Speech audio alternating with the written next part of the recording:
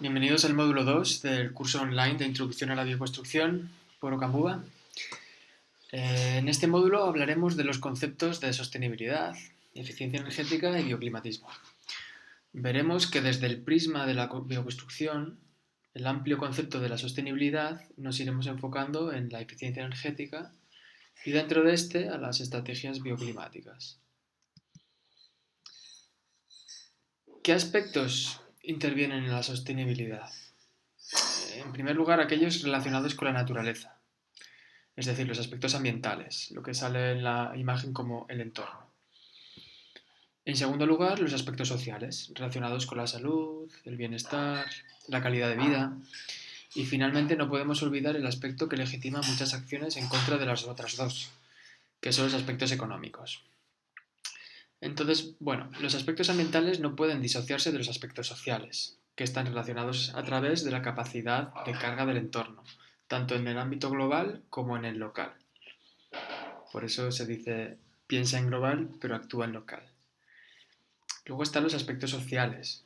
No pueden entenderse diferentes de los económicos, con la igualdad de oportunidades y reparto equitativo de recursos entre los individuos.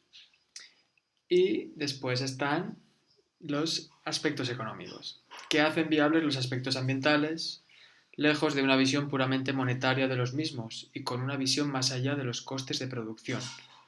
Y tiene en cuenta la degradación del medio, la reposición del recurso, los problemas de salud derivados. Entonces, es este equilibrio entre estos tres aspectos y su interrelación y compatibilidad que surge un entorno sostenible. Los aspectos económicos deben ser compatibles con los ambientales para que el resultado pueda ser viable y los aspectos sociales deben ser proporcionales respecto a los económicos para ser equitativos. Y asimismo, los aspectos ambientales deben ser ajustados a las necesidades sociales para ser soportables por el medio ambiente en el que se desarrollan. Entonces, la edificación sostenible. La sostenibilidad debería aplicarse en todas las acciones humanas, ¿no? En el comercio, en la energía, en la educación, la sanidad, los derechos sociales, y, como no, en el mundo de la construcción, ese gran contaminador. Pero, ¿cómo sería una edificación sostenible? Pues los requisitos que deberían cumplir los edificios sostenibles son, primero, consumir una mínima cantidad de energía y agua a lo largo de su vida, hacer un uso eficiente de las materias primas, es decir, materiales que no perjudiquen el medio ambiente, materiales renovables y caracterizados por su desmontabilidad. También generar unas mínimas cantidades de residuos y contaminación a lo largo de su vida útil, que tengan una cierta durabilidad y que después se puedan reciclar. También utilizar un mínimo de terreno e integrarse correctamente en el ambiente natural y adaptarse a las necesidades actuales y futuras de los usuarios, que sean espacios flexibles, que se adapten a los diferentes usos y que tengan calidad, siempre creando un ambiente interior saludable. Entonces, los conceptos básicos para conseguir una edificación sostenible se pueden resumir un poco en los siguientes puntos, ¿vale? Por un lado, tenemos que construir y o rehabilitar edificios y su entorno con el fin de evitar nuevas ocupaciones de suelo virgen. Entonces priorizaremos la rehabilitación que no ocupa suelo nuevo a la opción de construir en nuevos ensanches. Conseguir espacios interiores sanos, útiles, eficientes y duraderos. Responder a las condiciones climáticas del lugar en el que se desarrolla. Responder a las necesidades de protección, desarrollo personal y profesional de los usuarios, que no perjudiquen su salud, favorecer la convivencia entre sus habitantes y construir sin comprometer el estado de bienestar ni la estabilidad económica de futuras generaciones. Aplicar un poco el sentido común. Es una acción común en la que todos los vectores ambientales, sociales y económicos se encuentran implicados de forma equilibrada, con el propósito de conseguir una verdadera sostenibilidad. Bueno, aquí vemos un poco los consumos medios de energía eléctrica que tiene una vivienda en un clima mediterráneo, ¿vale? Estos datos están suministrados por el IDAE Y bueno, en la franja, en el dibujo de la izquierda podemos observar los consumos que se producen en las diferentes áreas de los consumos que se produce en una vivienda, ¿no? Esa calefacción, los electrodomésticos, iluminación, cocina, agua caliente sanitaria. Y a la derecha están desglosados toda la parte que viene definida por electrodomésticos. Bueno, en esta gráfica podemos ver que en la calefacción, que es lo que más nos interesa en cuanto a eficiencia energética de las viviendas, es el 40,9% del consumo total. Y que si le sumamos el agua caliente sanitaria, ya llegamos hasta el 50,5%.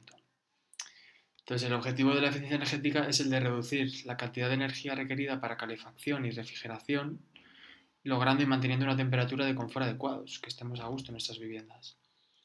Entonces, aplicando medidas bioclimáticas, como veremos enseguida, podemos disminuir considerablemente los consumos de energía.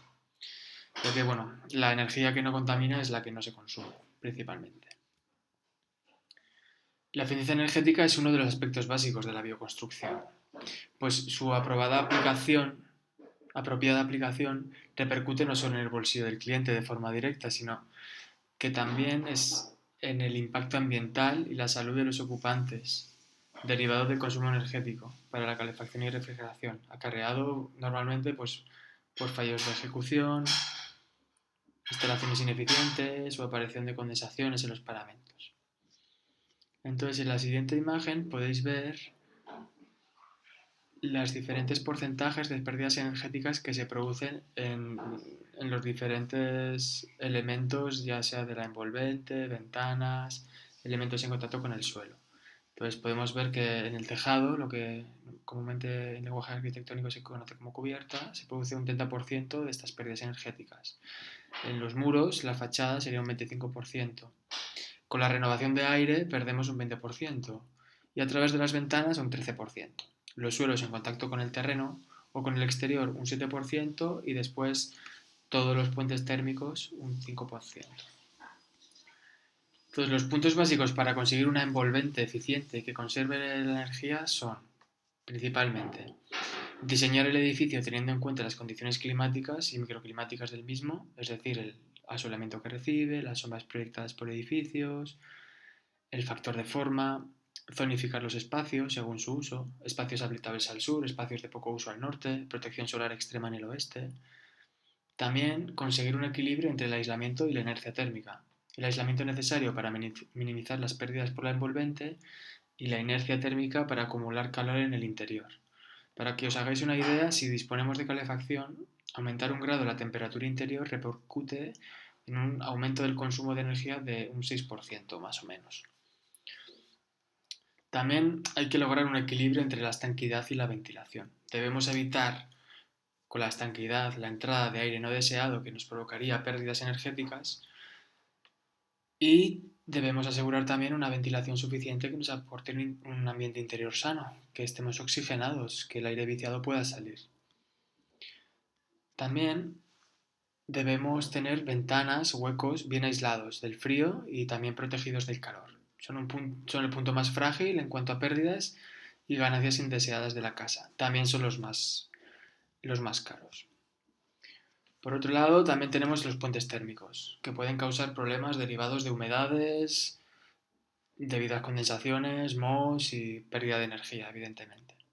Los puentes térmicos más habituales, que son los que normalmente no puedes conseguir una continuidad de aislamiento, se encuentran en el encuentro del forjado con las paredes, en los zócalos, por ejemplo en viviendas de paja con un sobrecimiento de piedra o cerámico, también en voladizos, jambas, dinteles de puerta, ventanas, o incluso la pérdida de estanquidad por juntas de dilatación o uniones mal ejecutadas.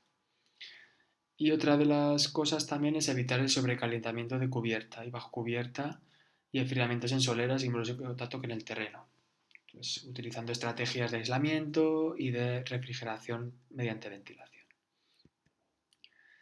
Vale. En la bioconstrucción entiende el edificio como nuestra tercera piel. Por lo tanto, debemos pensar en ella como cuando utilizamos la ropa que nos protege y regula. Para poder definir las capas que componen esta piel, tendremos que conocer sus propiedades físicas. Se entiende aquí como propiedades físicas a esta serie de puntos, ¿vale?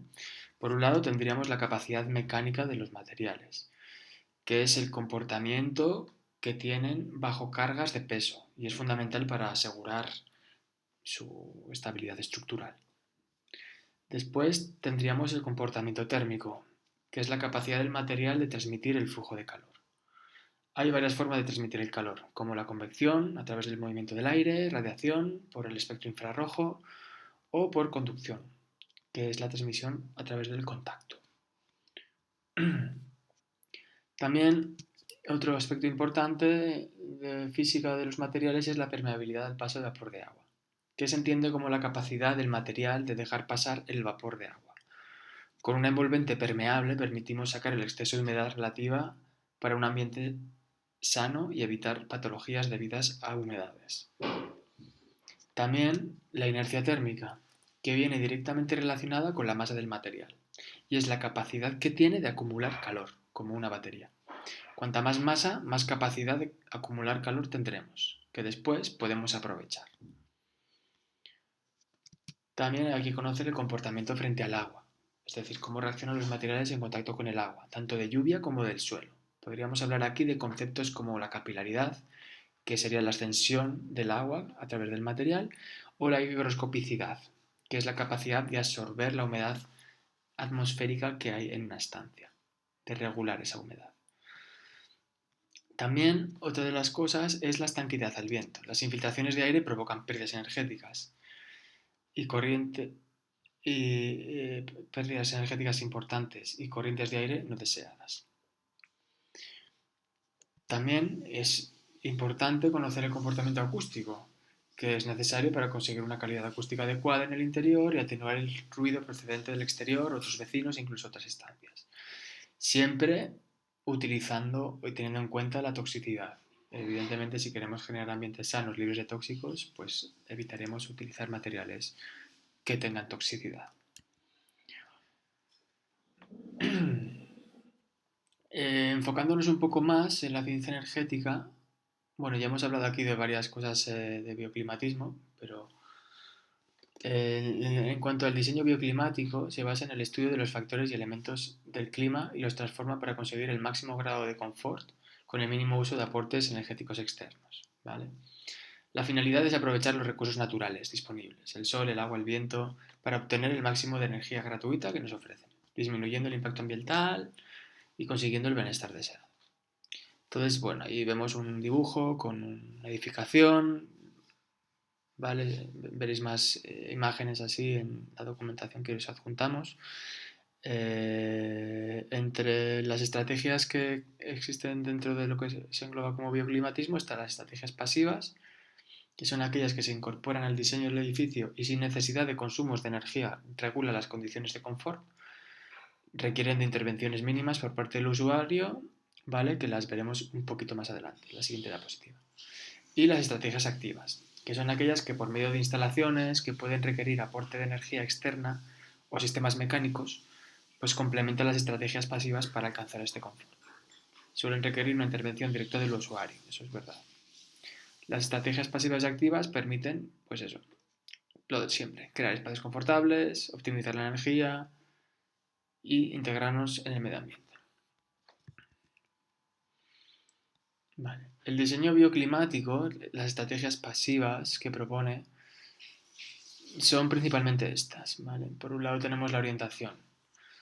La orientación. Dependiendo de la orientación podemos conseguir mantener unas temperaturas óptimas en épocas frías, minimizar las necesidades de aislamiento, iluminar y ventilar, ubicar los espacios según las necesidades de confort.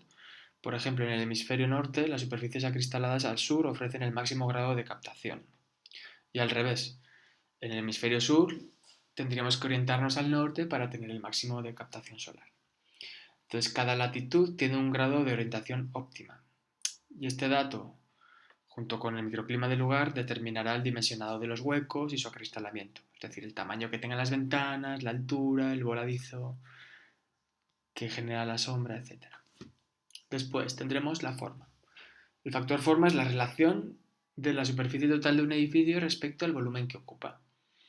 La forma que menos pérdidas energéticas presenta es la esfera, es decir, la que menos superficie tiene en contacto con el frío o el calor, con el exterior. Por eso, por ejemplo, en el Polo Norte, la tribu de los Inuit construye iglús con formas semiesféricas, porque es la que menos pérdidas energéticas tiene. Entonces, bueno, cada clima tiene su forma más adecuada. Ubicar los espacios también. A partir de la orientación óptima de los espacios, se puede conseguir ganancias térmicas solares, iluminación que ahorre electricidad, una correcta ventilación que evite la instalación de sistemas de climatización artificial. Los espacios de más ocupación, como los dormitorios, salones y cocinas, son los que deben tener los más altos grados de confort, tanto térmico, lumínico, acústico, y los orientaremos al sur y al este, principalmente. Y las estancias de menor ocupación o secundarias es mejor orientarlas al norte o al oeste, con aberturas pequeñas, en el caso de orientación al oeste con protección solar y con cerramientos muy bien aislados. Otro punto sería el diseño y proporción y control solar de los huecos y estancias. Entonces, conociendo la radiación natural en el que estará ubicada la vivienda, pueden dimensionarse el hueco para conseguir el máximo de ganancias térmicas.